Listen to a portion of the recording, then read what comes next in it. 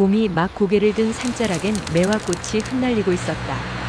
바람은 느리게 들판을 훑었고 먼 데서 논두렁을 정리하는 농기계 소리가 끊겼다 이어졌다. 구불구불한 시골길 끝에는 낡은 기와 지붕 집 한 채가 있었다. 벽은 군데군데 빛이 바랬고 대문 앞에는 오래된 감나무가 서 있었다. 그 집의 주인 박노인은 감나무 가지를 바라보다가 한숨을 내쉬었다. 노인은 마을에서 고집박이라 불렸다. 말이 적고 부탁을 잘 안 했다.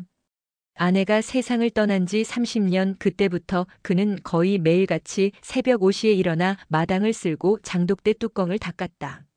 마을 사람들은 그가 어떤 생각을 하며 사는지 몰랐다. 그냥 묵묵히 사는 사람 혹은 아직도 뭘 잊지 못한 사람으로만 여겼다. 며느리 윤정은 남편의 권유로 1년 전 이 마을로 내려왔다. 서울 생활에 지쳐 있었고 남편이 고향 근처 학교로 발령받으면서 어쩔 수 없이 내려온 것이었다. 그녀는 시골 공기에 적응하기보다 시아버지의 눈빛에 먼저 적응해야 했다. 아무 말도 안 하지만 식탁에 앉으면 공기가 늘 팽팽했다. 밥상머리에서 박노인은 늘 같은 말만 했다. 밥은 묵었나? 그 한마디면 대화는 끝이었다. 윤정은 처음엔 그 말이 무심한 듯 따뜻하다고 생각했다. 하지만 며칠 지나지 않아 그 말에는 어떤 미묘한 경계가 담겨 있다는 걸 느꼈다.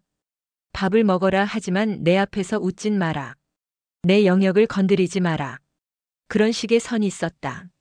남편인 태수는 중학교 교사였다. 하루 종일 아이들 사이에 있다가 저녁이면 두 사람 사이의 침묵을 중재하느라 더 지쳐갔다. 그는 어릴 적부터 아버지와 대화를 많이 하지 못했다. 어머니가 세상을 떠난 날 아버지는 눈물 한 방울 보이지 않았다. 그 침묵이 가족 전체를 얼려버린 채로 세월이 흘렀다. 윤정은 시골집으로 내려온 후 이상한 점을 몇 가지 발견했다. 장독대 한쪽에 덮여있는 낡은 천, 창고 안구석에 쌓인 오래된 상자들, 그리고 시아버지가 밤마다 꺼내보는 낡은 편지 봉투. 노인은 편지를 펼치지도 않은 채 가끔 손끝으로만 매만졌다. 마치 그 종이 안에 아직 숨이 남아있는 것처럼. 윤정은 그것이 누구의 편지인지 묻고 싶었지만 입을 열 수 없었다. 시아버지의 눈빛은 물음 하나조차 침입으로 여길 만큼 차가웠다. 그녀는 부엌 창문 너머로 시아버지가 장독대 옆에서 담배를 피우는 모습을 자주 보았다. 매일 같은 시간 같은 자리에서. 그 모습이 마치 지나간 세월에 말을 거는 사람 같았다. 마을 사람들은 윤정에게 조심스럽게 말을 건넸다. 그 집에는 예전에도 며느리가 있었다고. 아주 오래전에 젊은 나이에 세상을 떠난 여인이었단다. 그 이야기를 들은 윤정의 손끝이 차가워졌다. 며느리가 2명이었다는 말은 들어본 적이 없었다. 남편은 그 이야기를 한 번도 꺼낸 적이 없었다. 박노인은 윤정이 우연히 장독대를 닦는 모습을 보며 잠시 멈칫했다. 아내가 살아있을 때도 그렇게 했다. 장독대는 손이 닿을 때마다 기억을 되살렸다. 그는 며느리의 손끝에 잠시 시선을 뒀다가 말없이 뒤돌아섰다. 윤정은 그 뒷모습이 이유 모를 쓸쓸함으로 젖어 있는 걸 느꼈다. 그러나 그날 밤 윤정은 우연히 창고 문을 닫으려다 낡은 상자 하나를 건드렸다. 먼지가 일며 안에서 사진 한 장이 바닥으로 떨어졌다. 사진 속에는 젊은 시절의 시아버지, 그리고 생전 처음 보는 한 여자의 모습이 있었다. 여인의 얼굴은 놀랍게도 자신과 닮아 있었다. 윤정은 그 사진을 손에 쥔 채 한참을 서 있었다. 밖에서는 감나무 가지가 바람에 부딪혀 삐걱거렸다. 그날 이후 윤정은 시아버지의 눈빛을 똑바로 마주치지 못했다. 그 오묘한 닮음이 단순한 우연인지 아니면 무언가 숨겨진 인연의 그림자인지 알 수 없었다. 그리고 그렇게 조용한 마을의 봄은 서서히 저물어갔다. 며칠째 비가 내렸다. 장독대 뚜껑 위로 떨어진 빗방울이 둔탁한 소리를 냈다. 윤정은 그 소리를 들으며 멍하니 창가에 서 있었다. 사진 속 여인 그 얼굴이 머릿속에서 떠나질 않았다. 처음엔 단순한 착각이라 생각했지만 볼수록 자신과 닮았다. 눈매, 입꼬리, 심지어 고개를 기울이는 각도까지도. 그날 저녁 시아버지는 평소보다 일찍 방으로 들어갔다. 윤정은 조심스럽게 그가 없는 틈을 타 창고로 향했다. 상자 속에는 오래된 서류와 봉투 몇 개가 더 있었다. 그중 하나 노랗게 빛바랜 편지 봉투에는 은주에게라는 글씨가 흐릿하게 적혀 있었다. 편지는 열려 있었지만 내용은 없었다. 종이 한 장이 빠져나간 듯 했다. 윤정은 그 이름이 귀에 익었다. 마을 어르신이 가끔 말하던 옛날 그 집 며느리의 이름이었다. 시아버지의 첫 며느리, 즉 남편 태수의 형수였던 사람. 하지만 남편은 형에 대해 단 한 번도 이야기한 적이 없었다. 다음 날 윤정은 일부러 마을 어귀의 슈퍼로 향했다. 그곳 주인 할머니는 오래된 일이라면 모르는 게 없는 사람이었다. 윤정이 조심스럽게 물었다. 은주 씨라는 분, 그분이 여기 살았던 적이 있으세요? 할머니는 잠시 말을 고르더니 낮게 대답했다. 살았지. 그 집 큰며느리였어. 착한 사람이었지. 근데 불행했어. 그 한마디가 윤정의 마음에 박혔다. 할머니는 천천히 이어 말했다. 남편이 사고로 죽고 그 뒤론 시아버지랑 사이가 틀어졌지. 무슨 말이 있었는지는 몰라도 그 여인이 떠난 다음 날부터 그 노인은 한마디도 안 했어. 마을서도 그 일로 참말이 많았지. 윤정은 돌아오는 길 내내 빗방울에 얼굴이 젖는지도 몰랐다. 형이 있었다고? 그 형수라는 사람은 왜 시아버지와 갈등이 있었던 걸까? 그날 밤 남편 태수가 늦게 들어왔다. 윤정은 사진을 내밀었다. 이 사람 알아? 태수의 눈이 잠시 흔들렸다. 그리고 이내 고개를 떨궜다. 형수야. 짧은 대답이었다. 그 뒤로 태수는 아무 말도 하지 않았다. 윤정은 그의 침묵이 더 무거웠다. 며칠 후 박노인은 낡은 장롱을 정리하던 중 사진이 사라진 걸 알아챘다. 저녁 식탁 위 공기가 그날따라 유난히 날카로웠다. 창고 뒤졌제? 박노인의 낮은 목소리에 윤정의 손이 멈췄다. 아니에요. 그냥 청소하다가. 그 사진 내 말고는 건드리면 안 되는 거다. 그의 목소리엔 분노보단 오래 눌러둔 슬픔이 깃들어 있었다. 식사 후 박노인은 방 안에서 오랫동안 불을 켜둔 채 앉아 있었다. 윤정은 방문 틈으로 그 불빛을 보며 알 수 없는 죄책감에 휩싸였다. 그날 새벽 방 안에서 낮게 읊조리는 노인의 목소리가 들렸다. 은주야, 미안하다. 윤정은 문 앞에서 멈춰섰다. 문틈 사이로 새어나오는 조용한 흐느낌. 그 울음은 단순히 과거의 사람을 향한 것이 아니었다. 마치 한평생 말하지 못한 무언가에 대한 참회의 소리 같았다. 그리고 며칠 후 시아버지가 갑자기 쓰러졌다. 마을 병원에 실려간 그는 의식을 잃은 채였다. 병실 창가에는 윤정이 며칠 전 발견했던 그 편지 봉투가 놓여 있었다. 봉투는 반쯤 찢겨 있었고 안에는 새 종이 한 장이 들어 있었다. 나를 용서하지 마세요. 대신 태수만은. 글은 거기서 끊겨 있었다. 윤정은 그 문장을 여러 번 되뇌었다. 태수만은? 그 문장 뒤에 숨은 말이 무엇인지 이제 그녀는 반드시 알아야겠다고 마음먹었다. 밖에서는 봄비가 그치고 새벽 안개가 마을을 덮고 있었다. 모든 진실은 마치 그 안개처럼 아직은 보이지 않았지만 분명 존재하고 있었다. 박노인은 의식을 회복했지만 한동안 말을 하지 않았다.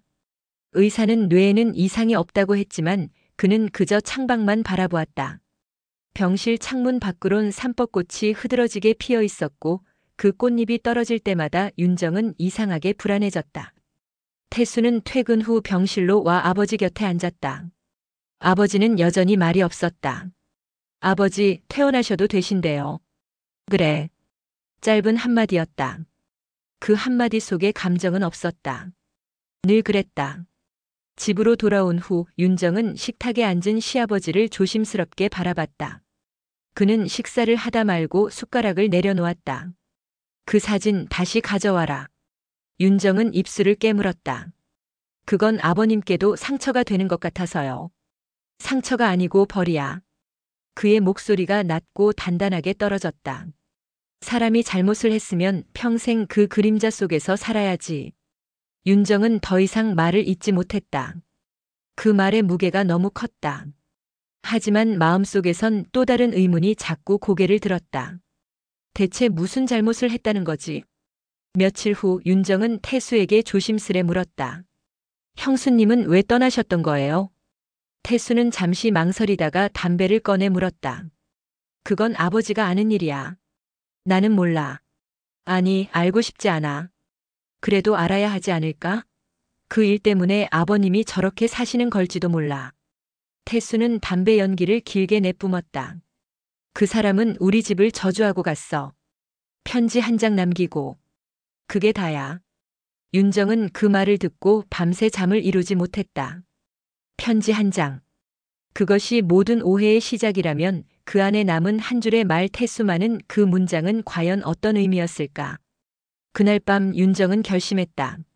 진실을 알아야만 했다. 그녀는 몰래 시아버지 방으로 들어갔다. 책상 서랍 안엔 오래된 수첩이 있었다. 그 안에는 짧은 일기들이 빼곡히 적혀 있었다. 1985년 6월 12일. 은주가 떠났다. 아들은 울었고 나는 아무 말도 못했다. 1986년 1월 3일. 편지가 왔다. 그러나 읽지 않았다. 읽으면 내가 무너질 것 같았다. 윤정은 손끝이 떨렸다. 그 순간 문이 열리며 박노인이 서 있었다. 왜 그걸 보고 있노? 윤정은 놀라 수첩을 떨어뜨렸다. 죄송해요, 아버님 그냥 알고 싶어서요. 왜 그렇게? 몰라도 된다. 다 지난 일이다. 아니요. 아버님이 이렇게 괴로워하시는데 그냥 지난 일은 아닌 것 같아요. 박노인은 한참을 침묵했다. 그리고 낮게 중얼거렸다. 그 여자는 내 탓으로 죽었다. 윤정은 숨이 멎는 듯 했다. 그는 마치 자신을 심판하듯 이야기했다. 그 여자는 내 말을 거슬렀다. 집안을 욕보였다고 생각했지. 나한테 맞서서 떠나갔다. 근데 다음 날 강에서 시신이 발견됐다. 다들 사고라고 했지만 나는 알아. 그건 내 탓이야. 그의 어깨가 떨렸다. 윤정은 그가 그런 표정을 짓는 걸 처음 봤다. 그는 주저앉으며 말했다. 그 여자가 죽기 전날 나한테 말했지. 태수만은 당신 같은 사람 되지 않게 해달라고. 그래서 난 그 아이를 멀리했다. 닮을까봐. 윤정의 눈에서 눈물이 흘렀다. 그럼 그 편지는 용서해달라는 게 아니었네요. 박노인은 고개를 떨궜다. 아니지. 나를 용서하지 말고 아들을 지켜달라는 거였다. 그날 이후 윤정은 시아버지를 다르게 보게 되었다. 그가 밥상머리에서 아무 말도 하지 않았던 이유, 장독대 뚜껑을 닦으며 살아온 이유가 이제야 조금 이해됐다. 그는 속죄하듯 살고 있었다. 하지만 진실은 거기서 끝나지 않았다. 며칠 뒤 윤정은 집 대청마루 밑에서 또 하나의 봉투를 발견했다. 거기엔 은주의 필체로 적힌 다른 편지가 들어 있었다. 만약 내가 돌아오지 못한다면 내 죽음을 오해하지 마세요. 진실은 언젠가 드러날 거예요. 윤정은 편지를 들고 멍하니 앉았다.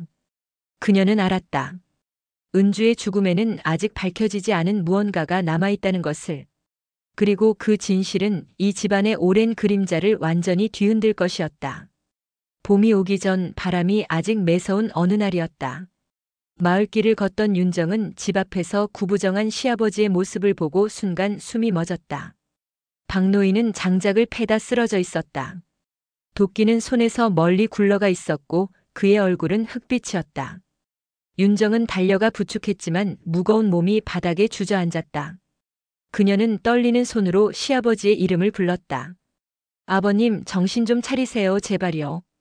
진료소의 하얀 불빛 아래 박노인은 산소호흡기를 낀 채 누워 있었다. 의사는 조용히 말했다. 심장 쪽이 약하십니다. 오래된 피로와 스트레스가 겹친 것 같아요. 윤정은 고개를 숙였다. 오래된 피로라는 말이 이상하게 들렸다. 아마 그건 몸의 피로가 아니라 말하지 못한 세월의 무게였을 것이다. 밤새 간병하던 윤정은 잠시 눈을 붙였다가 새벽녘에 깨어났다. 창문 사이로 희미한 새벽빛이 스며들었다. 그녀는 무심코 베갯잎을 정리하다가 뭔가 딱딱한 것이 손끝에 걸렸다. 작은 봉투였다. 노랗게 바랜 겉면에는 낯익은 글씨로 성민에게라고 쓰여 있었다. 그녀는 망설였다. 이건 남편의 물건이다. 하지만 봉투 끝은 이미 누군가에 의해 조금 찢겨 있었다. 그녀는 숨을 들이켰다. 그리고 아주 조심스럽게 편지를 꺼냈다. 편지는 오래된 붓글씨로 적혀 있었다. 종이는 세월에 눅눅해 글씨가 번져 있었다. 우리 아들 혹시 저 아이와 결혼하게 되면 말려주세요. 그 아이는 착하지만 나 때문에 고생이 클 거예요. 하지만 그 아이를 미워하진 말아요. 내 병을 숨긴 건 그 애가 아니라 나였으니까. 순간 윤정의 손이 떨렸다. 눈앞이 흐려졌다. 그녀는 입술을 깨물며 다시 글을 읽었다. 그 애가 울던 날 나는 이미 알고 있었어. 내 병이 그 아이에게 죄처럼 남을까봐 겁이 났어. 그래서 남편에게 말하지 말라고 했지. 그 아이를 원망하지 말아요.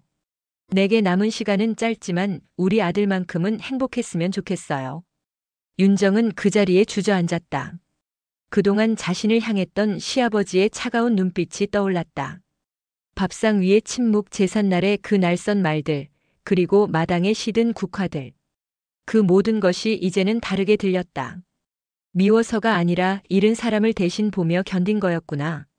그녀는 천천히 편지를 봉투에 다시 넣었다. 그 순간 문이 삐걱 열리며 성민이 들어왔다. 그의 얼굴엔 걱정이 깊게 묻어 있었다. 윤정은 아무 말 없이 편지를 내밀었다. 성민은 처음엔 이해하지 못하다가 글씨를 읽으며 입을 다물었다. 오래된 종이가 그의 손끝에서 흔들렸다. 두 사람은 말없이 병실 밖 복도에 섰다. 밖은 새벽 안개가 깔려 있었고 멀리 닭이 울었다. 윤정은 낮게 말했다. 이제야. 왜 그러셨는지 알겠어요. 성민은 눈을 감았다. 아버지도 당신도. 다 오해 속에 살았던 거네. 복도 끝에 불빛이 희미하게 깜빡였다. 윤정은 창문 너머로 떠오르는 새벽 햇살을 바라보았다. 어쩌면 이 집의 봄은 이제 막 시작되는 것일지도 몰랐다. 며칠 뒤 시아버지는 천천히 의식을 되찾았다. 침대 머리맡에는 윤정이 피운 작은 흰색 국화 한 송이가 놓여 있었다. 그는 한동안 멍하니 천장을 바라보다가 천천히 고개를 돌렸다. 그의 눈앞에 앉은 윤정이 조용히 손수건을 개고 있었다. 그녀의 손끝이 잠시 멈췄다. 아버님 많이 괜찮으세요? 박노인은 대답 대신 가볍게 고개를 끄덕였다. 짧은 침묵. 그리고 그 침묵 속에서 두 사람은 오래된 시간을 마주했다. 그 편지 봤제?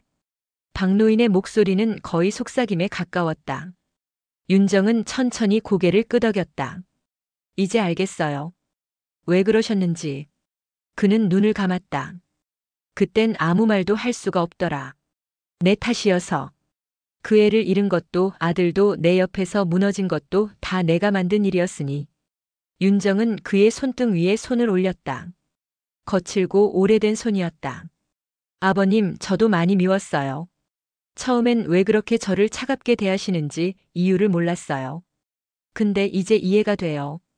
그 슬픔을 저한테 덮어두고 버티셨던 거죠. 박노인은 작게 한숨을 내쉬었다. 미안하다. 그 말은 단 한마디였지만 50해를 묶어온 모든 말보다 깊었다. 그날 저녁 병실에 아들 성민이 들어왔다. 그는 아버지의 손을 잡았다. 아버지, 이제 그만 놓으세요. 형도 어머니도 다 용서하실 때 됐어요. 박노인은 말없이 고개를 숙였다. 눈가가 조금 붉어졌다. 며칠 후 퇴원한 세 사람은 함께 집으로 돌아왔다. 마을 어귀의 매화가 막 피기 시작한 때였다. 윤정은 마당에 새 흙을 일구며 손에 물을 묻혔다. 박노인은 마루에 앉아 그 모습을 묵묵히 지켜보았다. 그의 눈빛엔 예전의 냉기가 없었다. 대신 오래된 그늘 사이로 햇살이 조금씩 스며드는 듯 했다. 점심 무렵 윤정이 밥상을 들고 나왔다. 아버님, 이거 드셔보세요. 전에 형수님이 좋아하셨던 된장찌개라네요. 박노인은 잠시 숟가락을 멈췄다. 그리고 조용히 말했다. 그 애도 이런 맛을 냈었지. 말끝에 미소가 어렸다. 아주 작았지만 진심이었다. 시간이 흘러 봄이 완전히 지나갈 무렵 윤정은 시아버지의 방을 정리하다 오래된 상자를 하나 발견했다. 그 안엔 사진 몇 장과 함께 새 편지 한 통이 있었다. 윤정에게. 그녀는 조심스레 펼쳤다. 나는 자네가 처음 우리 집에 왔을 때부터 은주와 닮았다고 생각했네. 그래서 자네가 두려웠지. 다시 떠날까봐, 또 잃을까봐. 미안하네. 이제는 자네를 며느리가 아니라 내 딸처럼 생각하네. 윤정의 눈가가 젖었다. 그녀는 편지를 접어 품에 넣었다. 그 순간 문 밖에서 박노인의 목소리가 들렸다. 윤정아, 점심 먹자. 그 목소리는 예전과 달리 따뜻했다. 그날 오후 세 사람은 마당에 앉아 묵은 김치를 나누며 웃었다. 멀리서 매미 소리가 들리고 바람이 부드럽게 흙냄새를 실어왔다. 그 웃음소리 속엔 여전히 말하지 못한 것들이 있었지만 그건 이제 슬픔이 아니라 함께 견딘 세월의 여운이었다. 박노인은 하늘을 바라보며 조용히 중얼거렸다. 은주야, 이제야 조금은 편해진다. 윤정은 그 말에 아무 대답도 하지 않았다. 대신 부드럽게 미소를 지었다. 그 미소 속에는 용서와 위로 그리고 새로 시작되는 어떤 평화가 담겨 있었다. 봄은 그렇게 아주 조용히 끝나가고 있었다.